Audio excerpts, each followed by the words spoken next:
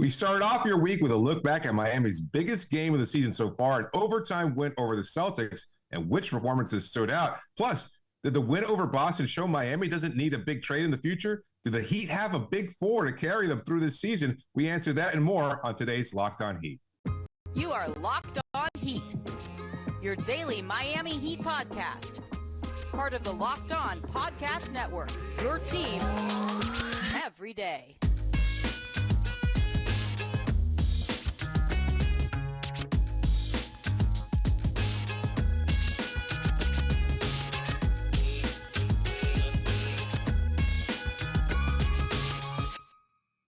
All right, welcome to Locked On Heat, your daily podcast on the Miami Heat. However you might be tuning in on YouTube, Odyssey, or on your favorite podcast app, thank you for making Locked On Heat your first listen every day. I'm Wes Goldberg here with David Ramil. A packed show today, a ton to get to, including where the Heat are now that they are mostly healthy, the latest on Victor Oladipo, and some trade rumors percolating. But let's start with credit cookies. 4 credit cookies to Jimmy Butler, 2 to Tyler Herro, 2 to Bam Adebayo, 2 to Kyle Lowry after Friday's big win in Boston. David, are things looking up for the Heat now that they have their, as Eric Spoelstra calls it, their big four back together? Yeah, I guess so. I mean, I was a little concerned to see Miami's bench struggle so much. Guys that had been stepping up periodically throughout the start of the season, and then they all struggled with their shooting. They weren't very impactful, but I guess on a night when you have the big four clicking in place and everything is going so well for them, it doesn't really matter. It does seem like a bit of a turnaround. I think there was the strong effort against Boston that first game on Wednesday. Then they come back with Jimmy Butler after missing 8 games, and he's flawless. Like, he's as good as ever. It didn't look like there was any rush there at all. Just as we had talked about before that game itself, I said that it was going to be a seamless integration of Jimmy's talents, and certainly that was the case. And in fact, he carried them to a win in the overtime period. So a dominant performance from them. It's good to have them all back. I'd like to see it a little bit more consistent before I'm ready to crown this a done deal, that they're a big four and that they're ready to carry this team throughout the rest of the season. Because, yes, that's the case that they do have to carry this team. But we've seen this group have nights where one steps up and one doesn't. And I think that's still going to be the case more often than not. They're still kind of figuring it out. But it was good to see against a strong team in Boston that they did click, that they did find a way to look at adversity. When Jaylen Brown knocked in that big shot before the end of regulation, they didn't crumble. I said to a friend of mine watching the game, I was like, oh, this does not feel good, because they had the momentum going into the end there. It looked like they were going to be able to steal the victory in regular time. And then all of a sudden, Brown hits that big shot. Boston feels like they could have the momentum going there at home. They could get the refs whistle on their side. But no, Jimmy Butler carried them and did a great job. So to the overall question, I'd like to see it a little bit more consistent, but I think they are trending in the right direction. And that's all you can hope for after a slow start to the year. 28 points for Bam, 26 points for Tyler Herro, Kyle Lowry, 20 points, Jimmy Butler, 25 points, 15 rebounds, and the dagger mid-range jumper in overtime. What I liked about it was, obviously, you brought Jimmy Butler back. Now you're able to play so much more man-to-man. They actually didn't have Jimmy guard Jason Tatum the way that I think everybody expected. They still had Caleb Martin mostly guarding Tatum, but just having Jimmy there to be able to switch and just do all the Jimmy Butler things defensively that he's able to do, it just it opened up the entire defense. You went from playing this sort of tricky smoke and mirrors zone thing out of you had to they had to go to there because they didn't have the defenders to play man to man. You're finally able to get out of this kind of weird scheme and play real man up face to face defense against the Celtics. And despite it going to overtime and the numbers being inflated scoring wise in overtime, it was a rock fight that entire game. They turned that game into a rock fight. Jason Tatum was not the 49-point guy from Wednesday's game. He struggled overall because they were able to just play real defense. And to be able to see this group turn this Celtics game into a rock fight again, the way that they were able to, that's how they competed in the Eastern Conference Finals, right? Was they were able to turn that series into a rock fight for the most part. And that's how the Heat are going to win against the Celtics. And so to see this big four do it again, that to me was the most inspiring thing of it, of having them back, is that, okay, this is their identity. Whether or not they all score 20 plus points in a night, 99 out of Miami's 120 points in that game, whether or not they keep doing that, who cares? But the fact that they were able to establish their identity so quickly, they haven't played together since November 1st prior to Friday night. Unbelievable. What was it, like 80 minutes all season or something like that? It was so little time together, but obviously they played a ton last year. It's not like these guys are new to each other. So there's chemistry there. They know how they want to play. And I think we also started to see some of the things we wanted to see in terms of evolution. Bam Adebayo took 18 or 19 shots in the game. Tyler Herro took, I think, 6 3-pointers in the game.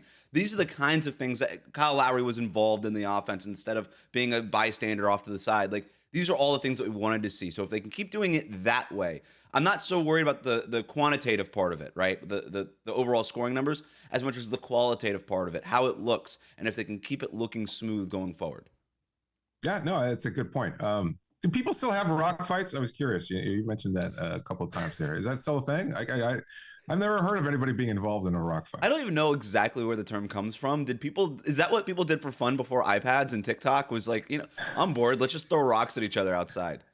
I can't see that being like a great pastime. It's like, hey, the neighborhood's getting together for a rock fight. That'll take your eye out. I mean, shout out to the Christmas story here, but yes. I mean, a rock isn't going to be like something you can just brush off here. But I guess it's just there's so many layers. Like there's so many levels before throwing rocks too. Like you could start with sticks. You could start with cotton balls, like sticks, shells. Like I don't know. Clubs, because like sticks are like too small. Like you're not really going to do much damage with that either. Like a twig.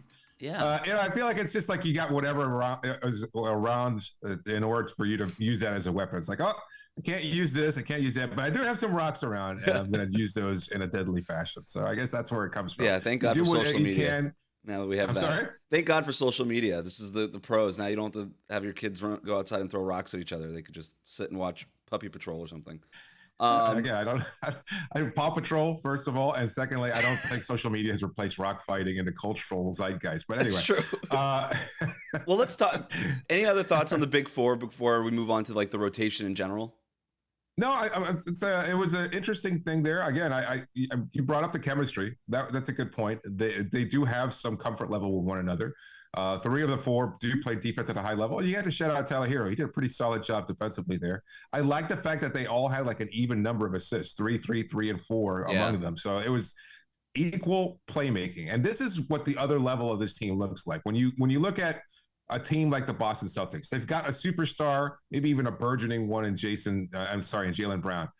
That's pretty impressive, and that'll certainly help you win games. But what carries Miami through the 82 games of the regular season is the fact that all these players step up, that there's versatility in that starting lineup. No overpowering performer in either Jimmy or Bam, the two most likely do. Even Tyler, he'll have a 30-point game here and there. He's not going to crush your spirit the way Tatum did the other night with 49 points. That's just not the strength of his game. Right. He doesn't have the ball in his hands so equally. Yeah, no, that's the formula, right? I'm sorry? No, that's the formula. Is you kind of have Bam being the anchor defensively, like that consistent through line through the entire game is Bam Adebayo anchoring the defense. Kyle Lowry doing all the smart things that he does on both ends, and if you're getting 20 points, even better. Tyler Herro sort of is the most consistent scorer for the Heat in terms of just like quarter by quarter scoring. And then you've got Jimmy Butler, who's obviously able to do the same thing, getting to the free throw line, etc. But he's your closer, right? He's the guy that shoots for the dagger, game winner kind of shot. And even though Tyler Herro, we've seen him do it at times, you really want Jimmy Butler doing it in those moments. And so that is the formula. In terms of playing like 5 out and everybody being able to handle the ball, this to me was the biggest difference between when you talk about the loss of PJ Tucker and including Caleb Martin in that starting lineup.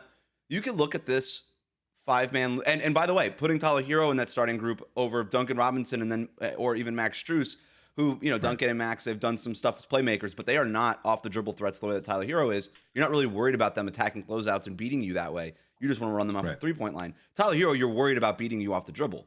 And so now with Tyler Herro and Caleb Martin in that starting group, you've got 5 guys who can credibly put the ball on the floor, attack closeouts, make things happen, play make for others.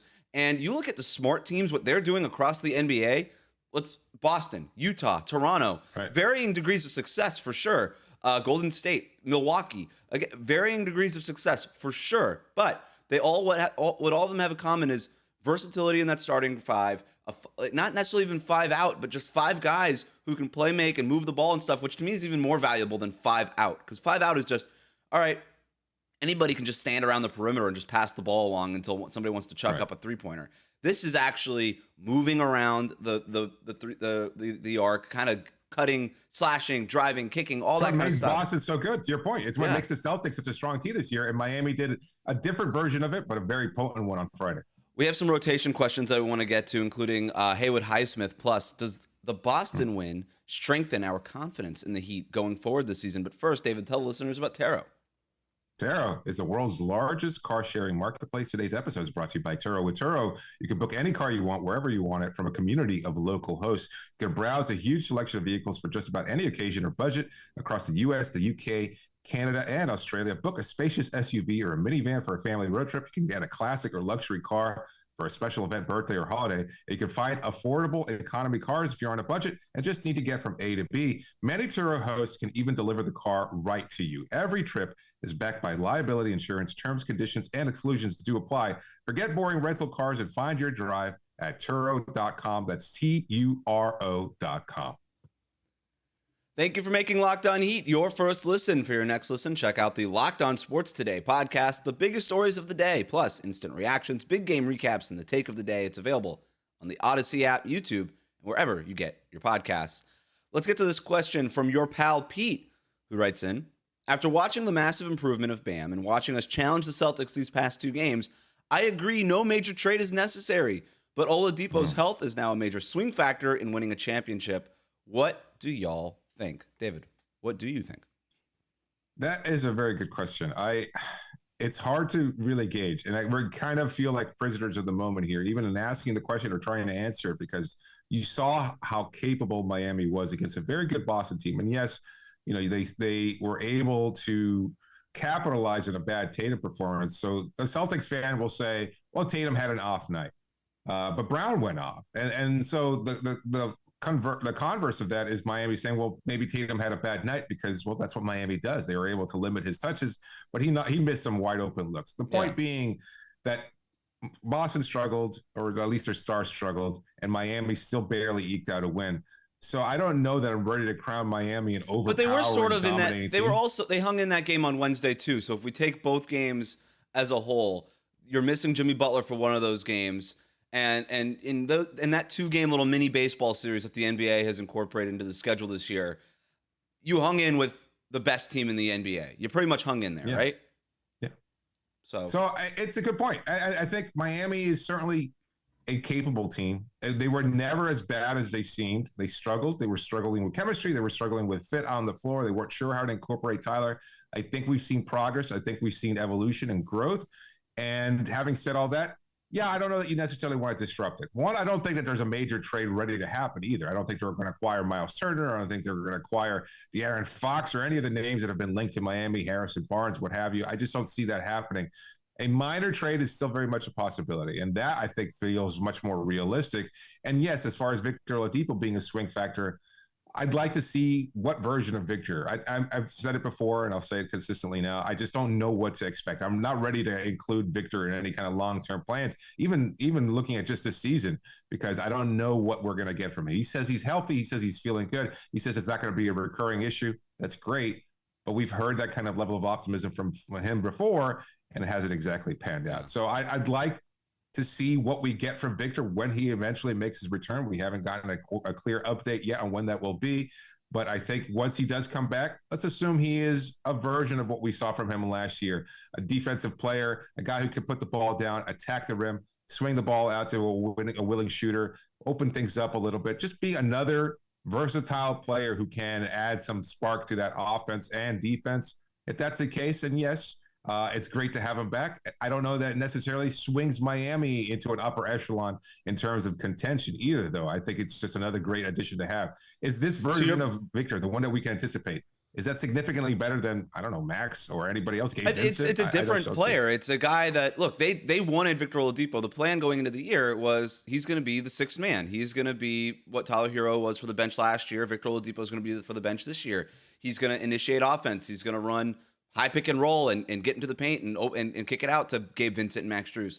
But without him, you've asked Max Strus to be more of a sixth man kind of playmaker guy, Gabe Vincent to be more of that kind of guy too, then probably that the Heat even wanted them to be, right? Yeah. And so if you got Vic there, at least theoretically, it moves all the pieces into place, and now you actually have an identity that second unit has so far lacked this season. I'll say this though. like swing factor meaning what? You mentioned before, what can the expectations be for Victor Oladipo? If you think Victor Oladipo could be back at all-star status, then sure, he's a swing factor. You add an all-star to the Miami Heat, they're right up there with Boston and Milwaukee. That's not going to happen, though. I agree with you. Whether or not he can play like an all-star in limited minutes is a different thing than playing like an all-star all season long. And whether it's just he's not going to have that chance, he's not going to have that opportunity coming off the bench in limited minutes and all these and still dealing with whatever the long-term effects of this injury are going to be. We'll see. In terms of an update, like a specific update on Oladipo, he's practiced fully for the first time this past week with Miami. He was asked by reporters about this in Boston, like what his timetable is. He says he doesn't really have one. I think he was asked, next week or two, what do you think? And even then he was like, I have no idea. So we don't, things are trending in the right direction for Vic, but we still have no idea when he's going to come back. I also just want to point out this question. Like, is this a question from a year ago? Like, it feels like the same thing that we were talking about last year. When Victor Oladipo comes back, that's the biggest swing factor. I wrote about this. He was the biggest X factor in the Eastern Conference playoffs because we had no idea what he was going to look like. And if he was anything close to what he could be from his All-Star years in Indiana, then we're talking about a legit X factor not just for the Heat, in the Eastern Conference playoffs. And he kind of was a little bit in the playoffs. He was a big factor for Miami in certain moments in the postseason. But I don't know, man. It's a half decade since he was on the All-NBA team. He's 30 years old now. To have those kinds of expectations of him now, it seems unfair. Not just to the Heat, but to Victor Oladipo himself. It just let this guy get back on the court consistently before we start trying to figure out what it is that he can. I've said this time and time again. The best case for him is just being Andre Iguodala. Like what Andre Iguodala was over the last 10 years of Iggy's career. That's perfect. Like a guy who made All-Star, like Iggy made All-Star games in previous stops, but finds on iffy kind of average teams, finds himself on a championship contender. He has to take a step back, come off the bench, take a smaller role, but he's also sort of a skeleton key for so many of their best lineups. And I feel like Oladipo could maybe have that kind of impact for Miami or for another team, wherever he ends up finishing up his career if it's not Miami. So, we'll see. He could be a helpful player. He would put guys in the right positions. But to consider him a swing factor for this team to the point where you don't have to make any moves, that to me seems a little like expecting a little bit too much of what he can do.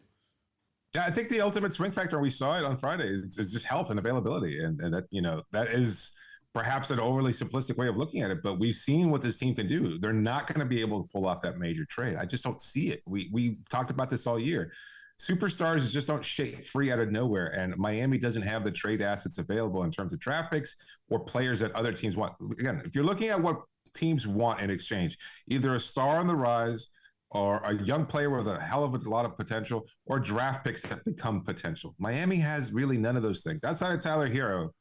And with that contract extension that kicks into place next year, that's basically taking him off the table for all intents and purposes. And that being the case, what are you going to trade for a star level player? And so given that you're not going to be able to acquire a star, you're talking about just another role player, one that you have to incorporate, assimilate, have them find their role. Miami's coaching is good enough where they can take a role player and say, this is what you do best. This is how you will fit into this lineup and this rotation in order to contribute to wins. But that doesn't necessarily mean it's going to happen overnight. There's just no trade that's automatically going to become a player that fits in and contributes to impactful winning. I just don't see that happening. And so you're looking at the roster as currently comprised, and that's going to be it for the rest of the season for the most part. I mean, if you're, I don't know. I think the other trade that you left out was the shuffling deck chairs kind of trade, where one team has just got some things that they want to move around, and that might be. I do think that the Heat will make some kind of trade by the end of the year.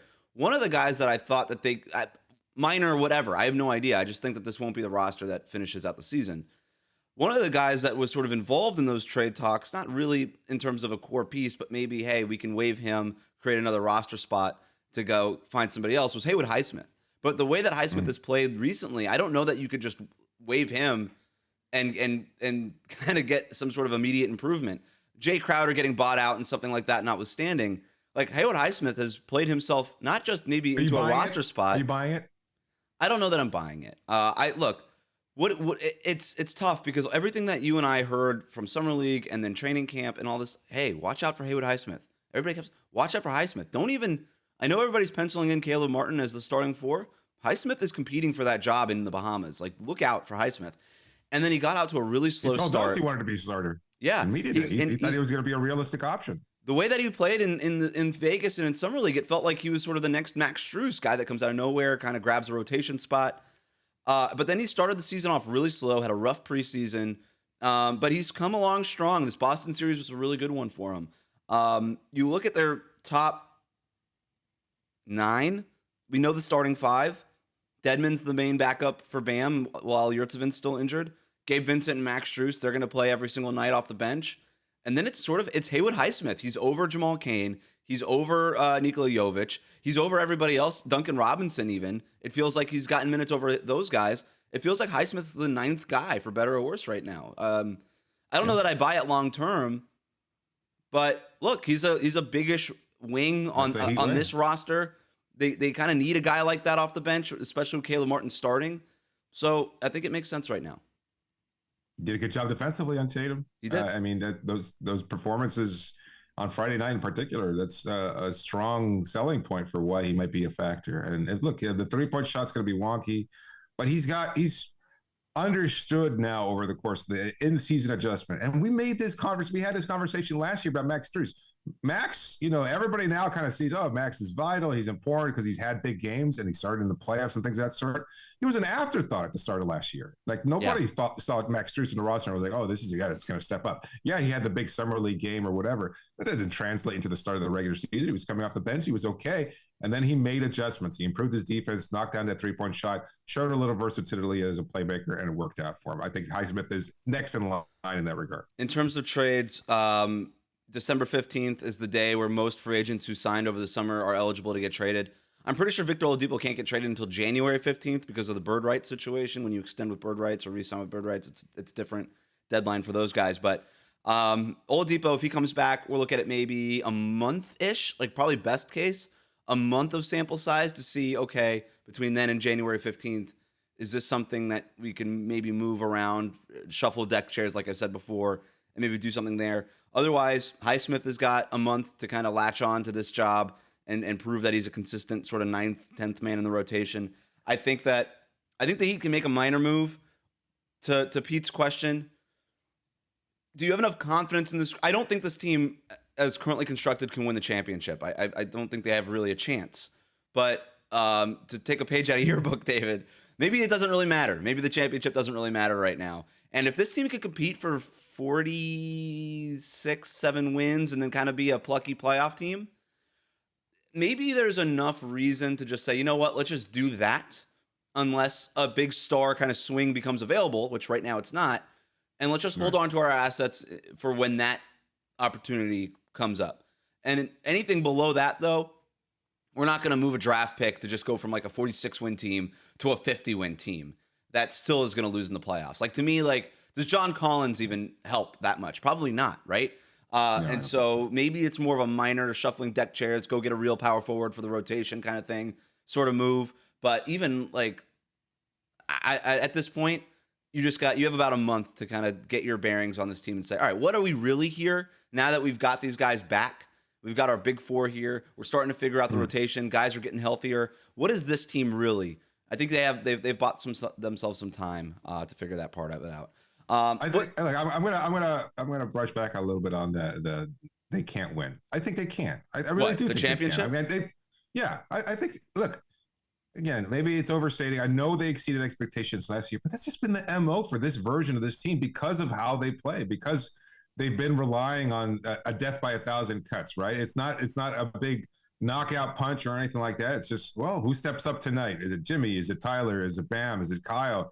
Getting contributions from Max Strus, Gabe Vincent, Haywood Highsmith, et cetera. That's just who they are. This version of this team isn't going to overpower you that way, but they can still find a way to win. They won a lot of games last year. They can, now that they're seemingly back on track, start to build momentum. Look, this could all be an afterthought. The whole start to the season is sluggish and terrible and disconnected, cacophonous as it was. By the end of this month, they could win, 10 out of 12, 13 games, and we're all kind of looking at, remember that start? It'll be in the rearview mirror, and we'll all forget it. They could contend for a top 4 seed in the Eastern Conference. Maybe they don't have the right talent, but Cleveland is slipping. Atlanta is slipping. The top of the Eastern Conference is set in Milwaukee and Boston. Yeah. Aside from that, I mean, I don't see Philadelphia with their injury issues, Cleveland going through their struggles right now. I don't see any team in the East. Indiana is not going to likely contend at this level throughout the rest of the season. Like, no team there is clearly better than Miami. And if Miami gets a chance in the playoffs, just as they have the last few seasons, they've got as good a chance as anybody. Yes, they'll have to capitalize on good luck, playing hard as always, and perhaps an injury or two in their favor. That being the case, if they get those opportunities, we know what this team is capable of because they've done that over the last 3 years with Jimmy Butler on the roster. I'd love for you to be right. With all this Big Four talk, baby. With all this Big Four talk, one report indicates that the Heat are open to trading one of these members of the Big Four. We'll break down that rumor next. But first, today's episode of Locked On Heat is brought to you by BetOnline. BetOnline is your number one source for all of your sports betting needs, information, stats, news, and analysis. Get the latest odds and trends for every professional and amateur league out there. From football to basketball to soccer and esports, they have it all at betonline.net. And if you love sports podcasts, you can find those at BetOnline as well. They're always the fastest and easiest way to get your betting fix. Looking at the line for tonight's game in Memphis, the Heat are actually getting even odds against a good Grizzlies team on the road. That, to me, is a sign of deferential. That's a sign of respect for the Miami Heat and maybe what they've done recently against Boston and getting their guys back, having Jimmy Butler back. Just this being even odds, that's a pretty good deal for the Heat. If you love the Heat in this matchup, or maybe you love the Grizzlies in this matchup, it's even odds right now. You can head to the website today or use your mobile device to learn more. Bet online, where the game starts.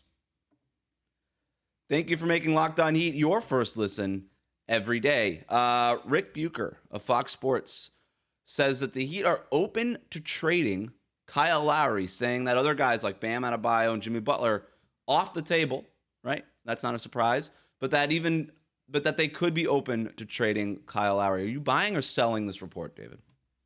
I am selling it. I am not buying it whatsoever. I think for a lot of factors. One, I think Kyle is still a good player even at this point in time. I know that a lot of his detractors among the Heat fan bases, again, to our point consistently throughout the show, he's not a great player. Miami may not have a great player aside from Jimmy Butler and the potential of what Bam and Tyler can do on occasion.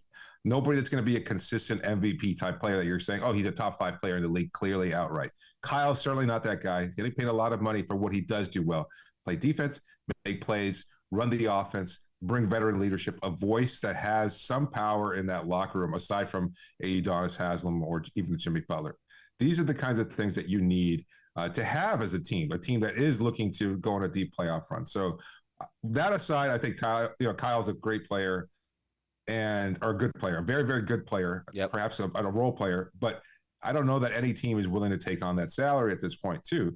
And moreover, I don't think Miami's looking at what he does provide and saying they can get an upgrade over that. What are the players that are available that provide an upgrade? A starting level point guard.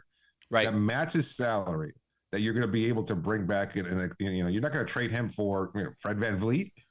Toronto's not going to do that. No, of course not. No. The only name that makes the only name. There's two names that I think the other team would be willing to kind of entertain, and that'd be like if Dallas. I think Dallas would trade Spencer Dinwiddie for Kyle Lowry in a heartbeat. I don't think the Heat would do that. That makes no sense. Spencer Dinwiddie is not nearly as good of a player as Lowry is. And then the other one would be D'Angelo Russell in Minnesota, expiring contract. It feels like it's Anthony Edwards' backcourt.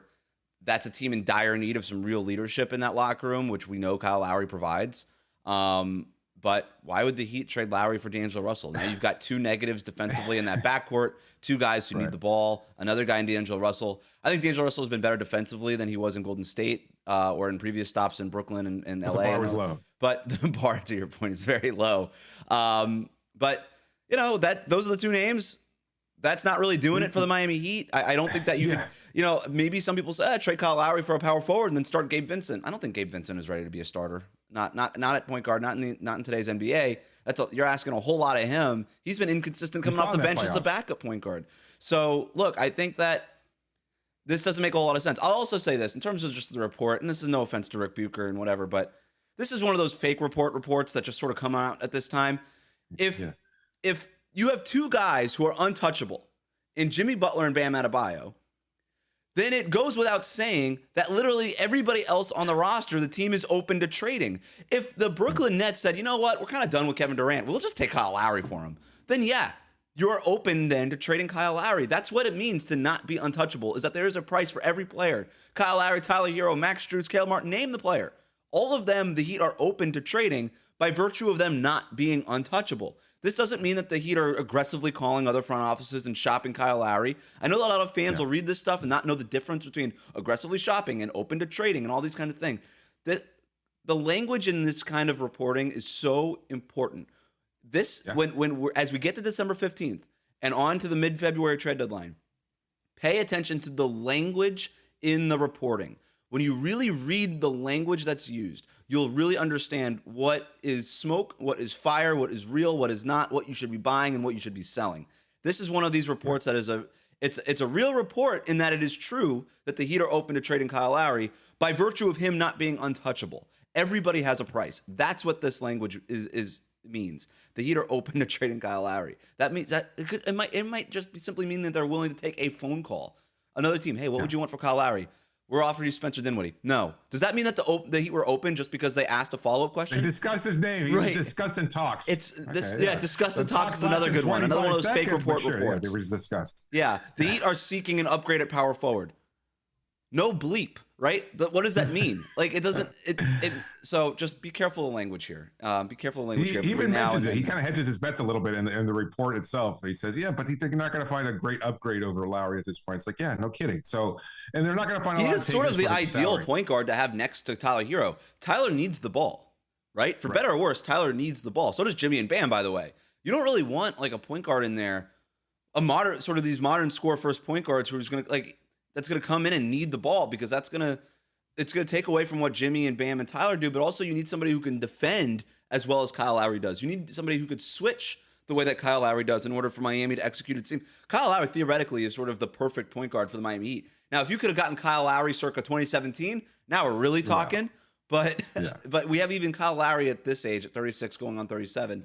That's still, there's not a whole lot of guys in terms of fit better for what it is that Miami wants to do on both ends. And so he's been really good. He's been too. good for Miami this year. He's been really good.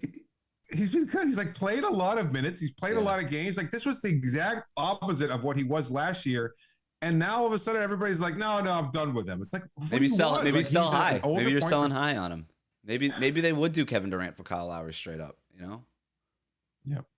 Kyrie Irving and Kyle on that same roster. That seems like, look, the Minnesota thing is interesting because we've seen Pat Riley in the past. Like, that's kind of like where he's banishing you to the nether regions of the NBA. Like, is that a clear punishment there? Like, we won't want you on the roster. Like, Kyle would have to go and take a dump on Pat Riley's desk in order for him to be like just banished to Minnesota. I just don't see it happening. Yeah, I mean, like, even if the Lakers called and said, hey, one of those 2027, 2029 unprotected picks for Lowry and Duncan Robinson. That's interesting, right? It's interesting, but it's why I don't think that the Heat are at the point yet to sell off a starting point guard for a draft pick that they might not be able to use while Pat Riley is still in control of this team. Like, I don't understand. Like, the Heat aren't in that. If they want to do the rebuild thing, that is a great way to sort of launch that rebuild and get a really valuable asset back, whether or not you end up using that pick in 2027 and 2029 or trading it because it's such a valuable asset before then. So that's a great deal if the Heat want to rebuild, but they are not close to that point right now. This is a team that's still, I think, looking to buy, not a team looking to sell between now and the trade deadline. For better or worse, you could disagree, whatever you want.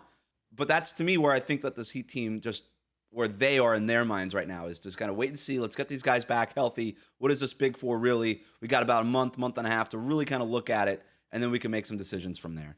Agreed.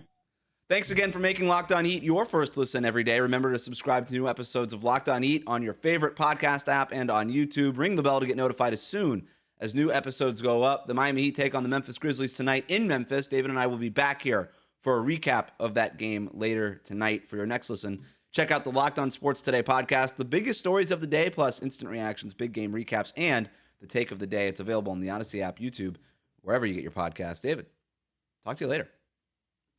Absolutely. Looking forward to it.